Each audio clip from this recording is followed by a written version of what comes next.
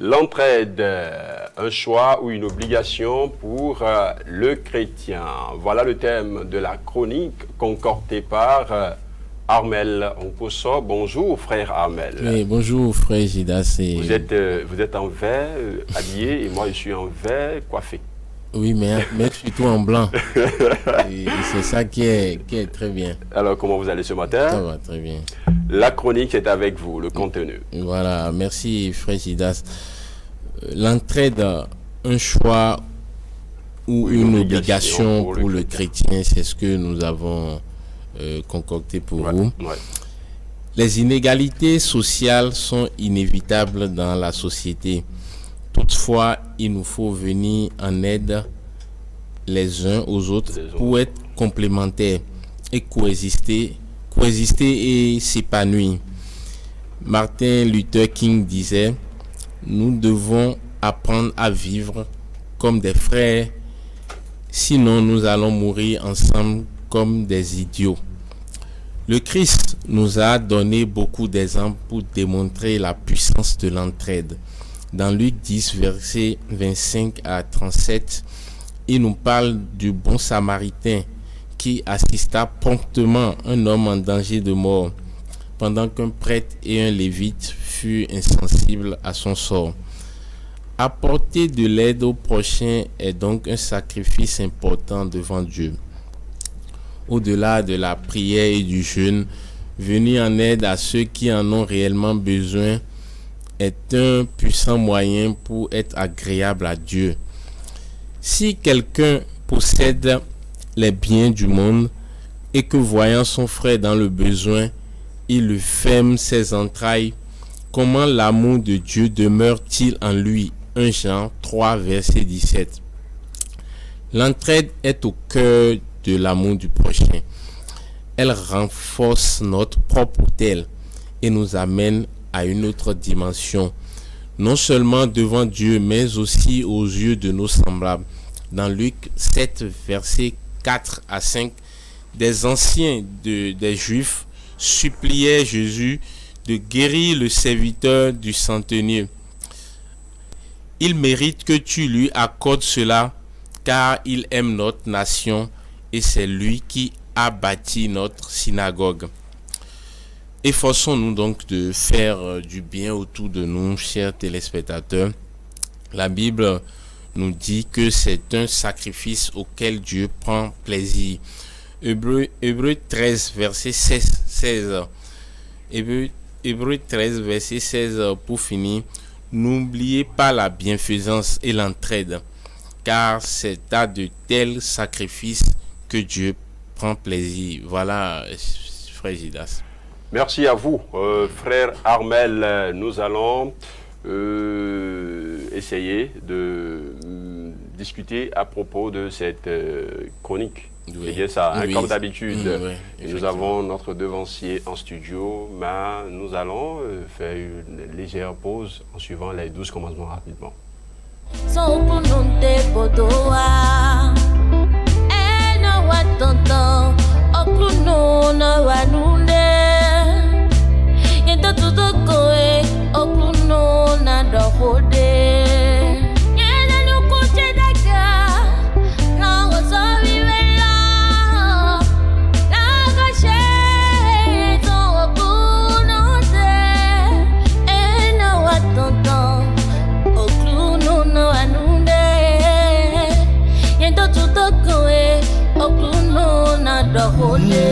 Udona metole fondo die Udoku enye na kum Homevo meye do homekemi Nandore chigbele Nondi da lok pa de lede Onu kuntwe meye nando dagbetwe Godo twe ye nan toronwe Ma ouwe do nubi sese 1. Refus d'adoration des idoles, de pratiques fétichistes, de magie, sortilèges et d'autres enchantements. 2. Proscription de cigarettes, de tabac et de toutes sortes de drogues ou stupéfiants. 3. Non-consommation de boissons alcoolisées et de toute autre liqueur enivrante. 4. Non-consommation de viande de porc, d'animaux et nourriture offerte aux idoles.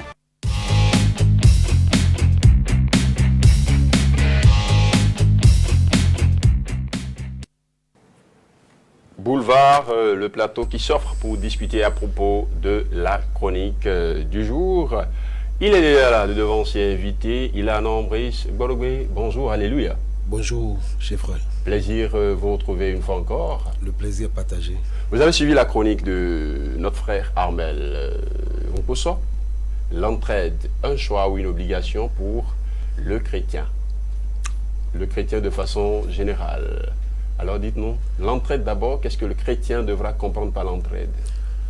C'est un thème colossal. Quand on dit l'entraide, il y a plusieurs sortes d'entraide. Ouais. Il y a entraide matérielle et il y a entraide spirituelle aussi. Vous voyez, l'entraide est une institution divine. Puisque dans Genèse chapitre 2, le verset 18, Dieu même a dit, il n'est pas bon pour que l'homme soit seul. Je lui ferai une aide semblable, pas une charge, mais une aide, excusez. Et l'entraide est un garde-fou contre le péché. L'entraide est un garde-fou contre le péché, on revient à voir. Mais on voit son frère. Qu'est-ce qui a inspiré cette plume? Bon, vous voyez, tel que intitulé, on demande si c'est une obligation ou un choix. Mais déjà, on sait que notre Dieu ne nous oblige à rien. Il nous donne la bonne information à nous de faire le bon choix. Maintenant, quand tu es chrétien, tu dois pouvoir te donner tes obligations. Donc, vous voyez, aujourd'hui, on a tendance à... On veut s'approcher de Dieu, on veut être agréable à lui, mais on oublie que il ne descend pas pour régler les problèmes tels qu'il a réglé. Quel qu'il règle vos problèmes, vous devez régler les problèmes des autres, et c'est assez puissant. C'est assez puissant, et ce que moi je note surtout, c'est qu'il y a des païens qui comprennent encore parfois mieux la chose que nous chrétiens, et qui on se confine parfois, je vais dire, un peu dans l'hypocrisie. Personne d'entre nous n'est païen, on se confine un peu dans l'hypocrisie, et ce qui beaucoup plus me paraît important à retenir, c'est cet exemple que Jésus a donné, qui est un célèbre exemple d'ailleurs d'un Samaritain. Il sait pourquoi il parle d'un Samaritain qui a sauvé, pendant qu'un prêtre et un lévite, les lévites qui aussi servent dans les églises, eux ils sont pressés. Les chrétiens l'ont laissé, mais c'est quand même un païen qui l'a sauvé. C'est pour dire que c'est des principes naturels. L'acte est tellement bon que ça porte le nom de toute une ville, le Samaritain. De Samarie, alors que les Samaritains ne reconnaissaient pas Jésus, le Christ. Donc, c'est pour dire, le Christ est en train de nous montrer que c'est des principes naturels, et que tu sois chrétien ou même un simple, un païen, un non-chrétien, toi tu peux, comme j'ai entendu un homme de Dieu dire, tu peux bâtir un hôtel puissant et mieux parfois que quelqu'un qui tous les jours prie. La prière est agréable à Dieu, mais on doit tout faire aussi pour mettre en pratique cette recommandation de pouvoir s'entraider. Et d'ailleurs, c'est logique, parce que autrement, lui-même ne descend pas pour nous porter d'aide. Donc, il a disposé les choses de cette façon. Et nous, chrétiens, on doit en principe être les premiers à mettre cela en œuvre. Merci à vous, frère Onkoso, devancier Brice. Il a dit quelque chose tout à l'heure. Les chrétiens, les païens, ceux qui ne connaissent pas Christ, les non-chrétiens, ils s'accaparent beaucoup plus de la notion d'entraide, mieux que ceux qui sont les suiveurs de Christ. Comment percevez-vous cela? Comment est-ce que vous percevez cela? Effectivement, puisque Dieu n'est pas un chrétien, et puis Dieu est le Père de tout le monde. De tout le monde, là. Donc, il a créé l'entraide pour que En tout cas, les personnes humaines sont faites pour être connectées. Raison pourquoi Dieu a mis des espaces entre les doigts pour que le doigt de l'autre entre dans tes doigts. C'est ça l'entraide. Et Raoul Folero disait que nul n'a le droit d'être heureux tout seul. Pas seulement les chrétiens. C'est ça.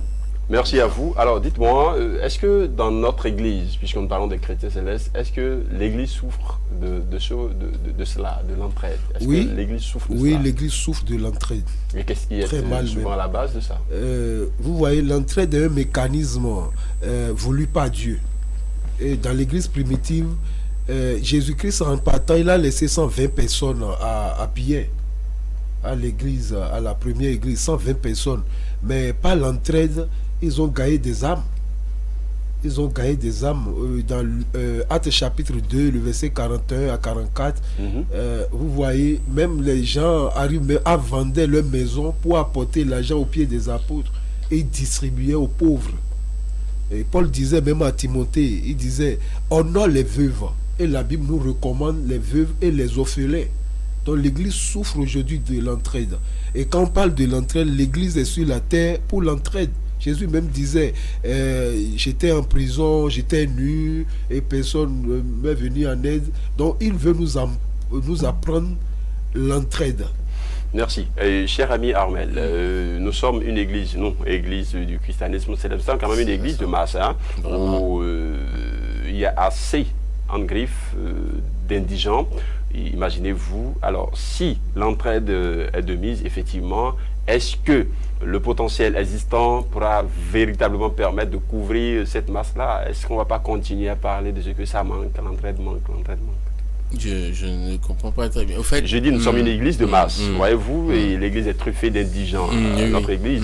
Alors, si l'entraide qui est de mise, ça devrait être, si cela devrait être couvert, est-ce qu'il n'y aura pas toujours des réclamations, des gens qui vont tout le temps se plaindre de ce qu'il y a là-bas? Parce qu'il y a énormément d'indigents dans notre église. Oui, c'est pour ça qu'on parle. Est-ce que ce n'est pas ça qui fait qu'aujourd'hui on parle de l'église en souffre? On dit que l'église en souffre. Non, effectivement, mais ce problème ne va pas se poser.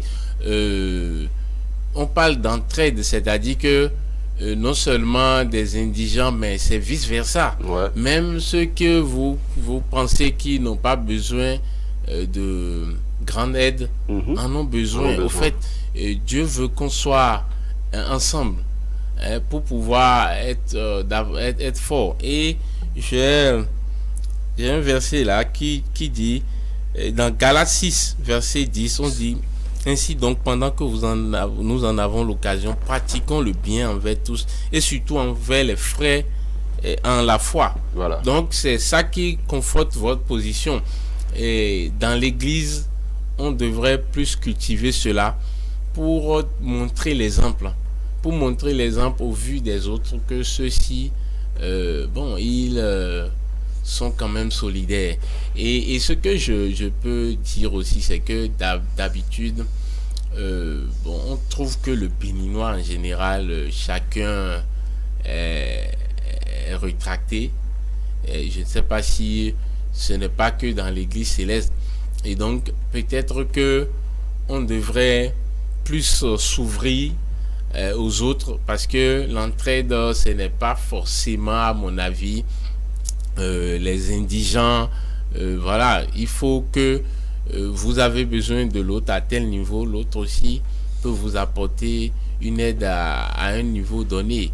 Donc je pense que il faudrait comprendre le message. Et quand vous avez parlé des indigents, à ce niveau, je voudrais dire que on demande qu'on s'entraide, mais il faut vraiment que ce soit des gens qui sont dans le besoin réellement. Il y a aussi cet aspect, c'est pas parce que on demande aux gens d'aider que celui qui a un peu de moyens, on doit le dépouiller. Merci. Devancier Brice Goualoubé, l'entraide, comme le mot l'indique, il faut s'entraider. Moi, l'indigent, moi peut-être l'indigent, moi qui n'ai pas gros moyens, je peux aider celui qui a les gros moyens, Brice Borubé. Enfin, c'est une prophétie. Dites amen. Amen. Voilà, je peux aider Brice Borubé et Brice Borubé en retour devra m'aider. Ce n'est pas l'indigent qui doit tout le temps attendre l'aide de celui qui est beaucoup plus, enfin, mieux que lui. Et voilà, cette appréhension des choses-là. Est-ce que ce n'est pas ça qui fait qu'aujourd'hui, nous craignons tout le temps que les chrétiens n'aident pas? Parce que d'office, le chrétien qui est un peu, enfin, qui n'a pas, et quand il voit quelqu'un qui a, il accorde sa vie à la personne. Et quand, même, il y a même des gens où ils vont aider jusqu'à un moment. Quand ils manquent de le faire une fois, ils sont mauvais, ils ne connaissent pas le sens de l'entraide, ils ne sont pas des gens qui suivent Dieu et tout. Votre appréciation par rapport à la chose? Bon, le problème est qu'on a en tête que l'entraide, c'est de l'argent. Voilà. Comme je disais, il y a aussi l'entraide spirituelle. Voilà. On peut aider quelqu'un spirituellement, pas les prières. Et la meilleure prière, c'est la prière d'intercession. Si vous priez pour vous-même et puis vous n'êtes pas exaucé, laissez votre prière et priez pour quelqu'un d'autre. Pour vous-même sera exaucé. La meilleure prière, c'est la prière d'intercession. Quelqu'un peut avoir de l'argent et avoir besoin de l'entraide. Vous voyez, il y a un homme de Dieu qui a vu un mendiant fauché et il a dit, bon, je vais l'aider, il veut lui donner un billet. Et le mendiant l'a dit, non, mais je n'ai pas besoin de ça. Seulement, je veux donner ma vie à Jésus. Aidez-moi à donner ma vie à Jésus. Vous voyez, le pasteur était surpris. Il a pu l'aider? Oui. Vous voyez, donc nous voyons des gens, mais ils n'ont pas besoin d'aide financière. Mais ils ont besoin d'aide spirituelle. On peut les accompagner dans la prière. Mais aujourd'hui, on a dans la tête que l'entraide, c'est seulement de l'argent. Et les riches ou bien les hommes nantis de l'église se sont arrangés de l'autre côté. On veut les approcher. On dit bonjour, bonjour, bonjour. Et puis, c'est-à-dire, il ne faut pas t'approcher. Non. Quand on voit quelqu'un même venir saluer, on dit bon, mais là, il veut l'argent. Il faut l'éviter. Bon, est-ce que c'est un comportement de chrétien? Ça? Non, ce n'est pas un comportement de chrétien. Excusez, un chrétien doit être ouvert. Écouter l'autre. C'est ce que Jésus-Christ lui-même il a fait. Et dans Jean 13, le verset 34, il dit, je vous donne un commandement nouveau. C'est ça. Et il parle de l'amour, il parle de la charité. Et la charité, même l'entraide couvre une multitude de péchés. C'est ça. C'est raison pourquoi les païens, ils donnent, parce que la main qui donnait toujours en haut.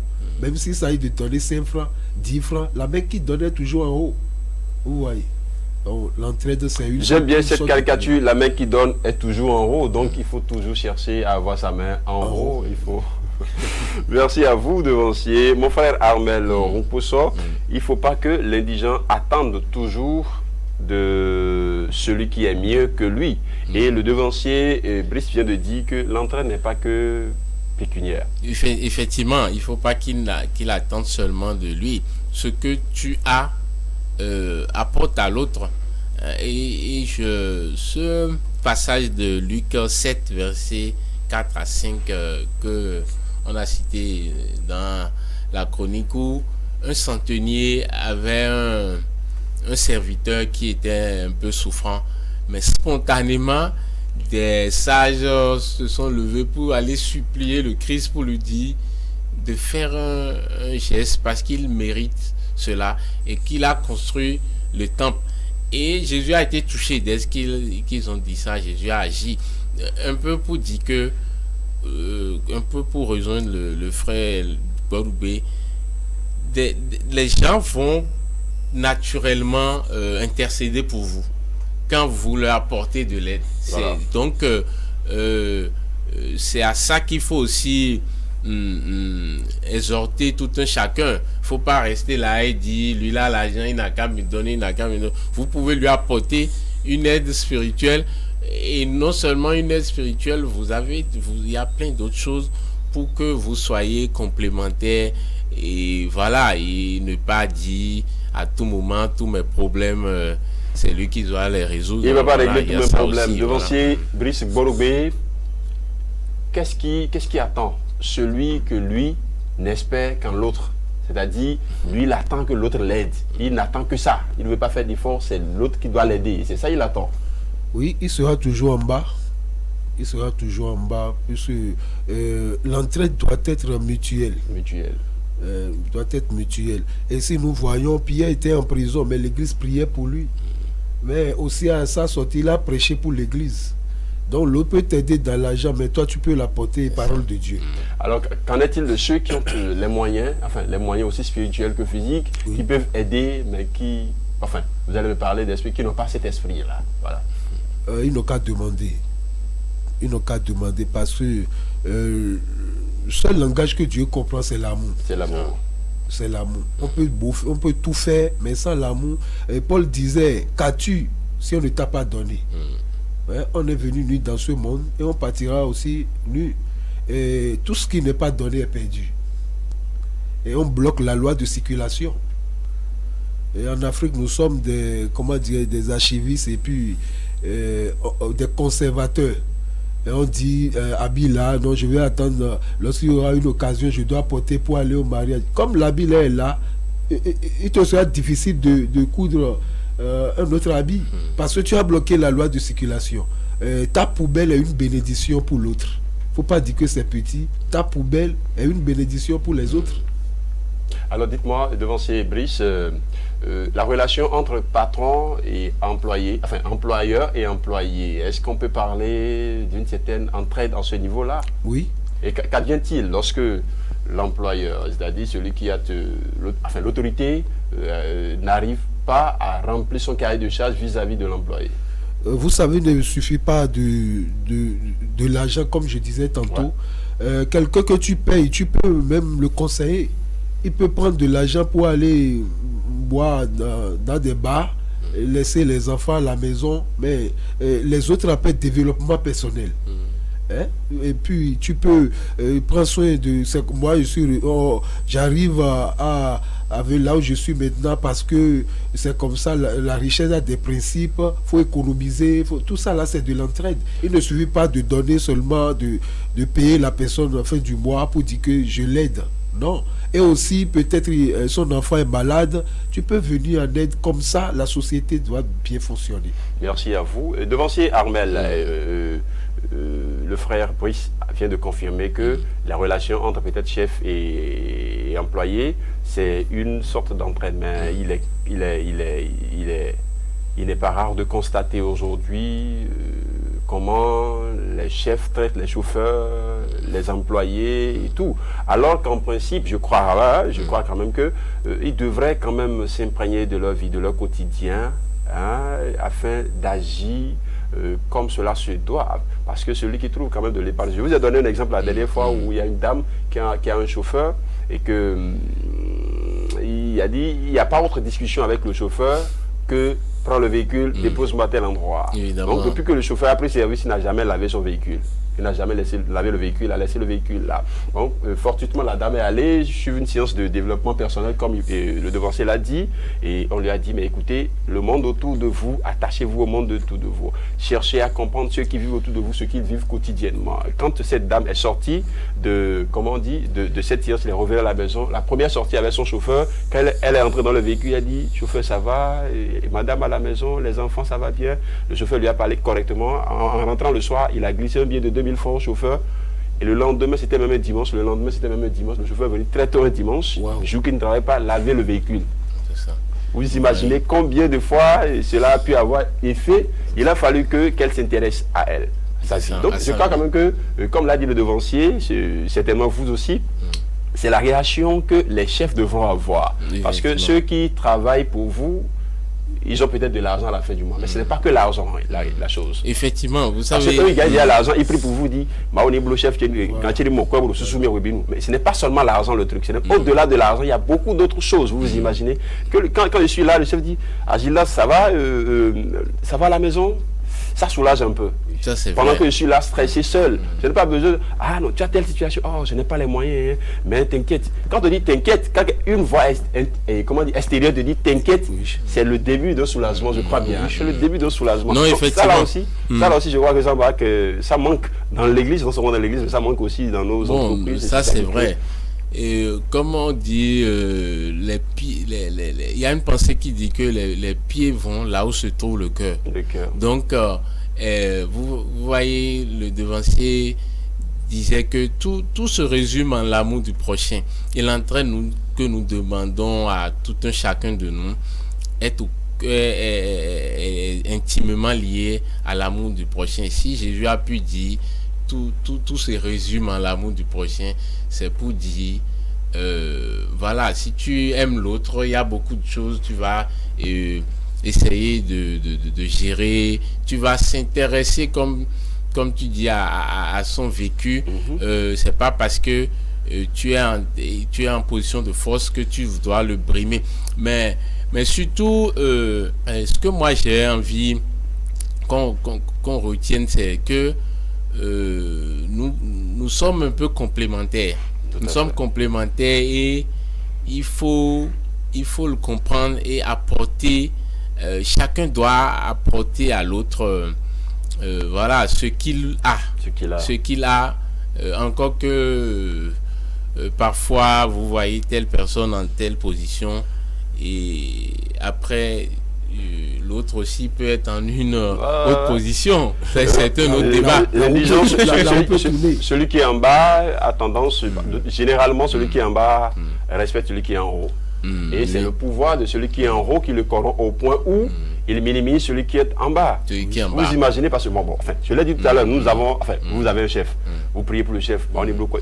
Quand il dit mon quoi, vous savez, mais pendant que lui là l'argent, il peut vous dire, écoutez là, vous ce que vous avez fait, on vous fait des défalcations pas possibles, on vous dit mais il faut, on vous renvoie n'importe comment, vous n'avez pas d'avenir. Le frère Judas, alors que c'est vous qui êtes en train de prier pour que lui, ses activités prospèrent. Vous appréciez beaucoup plus le débat au plan institutionnel, mais je préfère que ce soit comme ça. Je préfère que ce soit comme ça parce que aujourd'hui, vous savez, la chose s'enseigne dans les églises.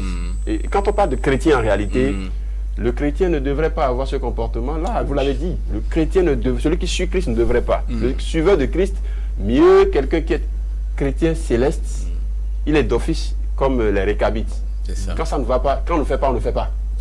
Quand vous voyez aujourd'hui les chrétiens célestes brimer le subalterne, c'est ça. Brimer un chrétien céleste. Un chrétien d'abord, c'est un chrétien céleste brimer son subalterne. On dit bon, il est au fieg. Et c'est ça, vous savez, frère, c'est ça qui montre la pertinence de l'exemple du Christ à propos du bon samaritain. Il aurait pu dire que c'est le prêtre qui a aidé le monsieur, mais c'est parce qu'il sait que il y a beaucoup d'hypocrisie dans sa propre famille. Alors les chrétiens devront chercher avec l'hypocrisie. Devancier Brice Boroubé. Alors je voudrais que vous reveniez sur ce que gagne celui qui a pour devise l'entraide, que ce soit l'indigent ou l'opulent ou celui qui est moins pauvre. C'est-à-dire vice-versa. Ce que le pauvre gagne à aider le riche, ce que le riche gagne à aider le pauvre, physiquement ou spirituellement. Je voudrais que vous reveniez là-dessus. Le chrétien gagne beaucoup. Puisque on se complète dans cette vie. Et le pauvre ne peut rien sans le riche, et le riche ne peut rien sans le pauvre. Et au finish, on va gagner le royaume des cieux. Le royaume des cieux. Parce que dans Matthieu 25, vous voyez, Jésus-Christ disait, j'étais nu et j'étais en prison. Tout ça là pour nous amener. Et les justes l'ont dit, mais où on t'a vu pour pouvoir t'apporter cette aide? Et il a dit, si vous faites le plus petit parmi vous, c'est à moi. Donc, on gagne beaucoup sur cette terre parce que ce que tu fais te fait. C'est ça. Ce que tu fais te fait. Et aussi au royaume des cieux, à la résurrection des justes, on va récolter beaucoup. Merci. Voilà. Un mot, frère Gidakou dit que, voilà, nous parlons beaucoup d'entraide. Maintenant, quand j'ai besoin de toi, je viens vers toi et qu'aujourd'hui tu me donnes. Faudrait pas que demain, quand je viens et que tu ne me donnes pas, je renfrogne la mine. J'allais en parler. Il y a des gens qu'on aide qui sont carrément ingrates, qui découragent ceux qui ont vocation, ceux qui ont... Raison pourquoi le chrétien doit oublier avant que l'intéressé oublie. Le chrétien doit oublier. Jésus a dit dans Matthieu 6, ce que fait votre main droite, que l'autre main le... Vous voyez, si tu donnes et tu as toujours dans la pensée, l'autre va te décourager. Oui, c'est ça, mais il faut aussi surtout l'attitude de celui à qui on donne. Parce voilà que celui qui donne, voilà qu'on ne peut pas trier. Celui qui donne. L'autre est dans le besoin, tu le donnes, le lendemain il revient, tu dis bon, excuse-moi, le temps est un peu dur. Et il est fâché. Comment il va se fâcher? Vous voyez, le tout, pendant que lui demande, quelqu'un d'autre demande aussi. Paul disait à l'autre que surtout les frères dans la foi. C'est ça. Parce que dans la foi, Jésus, quand il prend le pain, il rompit d'abord avant de donner. C'est le brisement. Et pourquoi il a rompu le pain? Oui, c'est le brisement. Quand il ne rompt pas, il ne donne pas, il n'utilise pas. Okay. Quelqu'un qui vient à Christ, mais le Christ doit le briser d'abord. La personne n'est pas brisée, et vous l'appelez chrétien. Tu le donnes 100 fois aujourd'hui, demain il va demander 1000 francs. Alors que Jésus même dit, soyez simple comme une colombe et prudent comme le serpent. Donc s'il n'a pas connu la nouvelle naissance, bon, il est toujours comme ça, comme un mondain. Merci à vous, devancier Brice. Merci également à vous, cher frère Armel Romposo. Ça a été un plaisir. Chers téléspectateurs, comprenez, si vous avez la possibilité d'aider, il faut aider. Quelle que soit votre situation, vous pouvez être pauvre et aider le riche. Le riche, si vous en avez la possibilité, aidez les pauvres. Et soyez sûrs que nous sommes sur la terre des vivants. Et l'ingratitude ne manque pas. Et comme l'a dit le devancier, l'a su bien citer le devancier, il faudrait que celui qui fait du bien l'oublie avant celui à qui il a fait du bien. Voilà un peu. Donc, que les ingratitudes ne freinent pas vos élans d'aide et d'entraide vis-à-vis de ces personnes qui en ont besoin. Aidez toujours, parce que en donnant, le devancier Brice l'a dit, en donnant, votre main est toujours en haut. Merci, c'était Boulevard.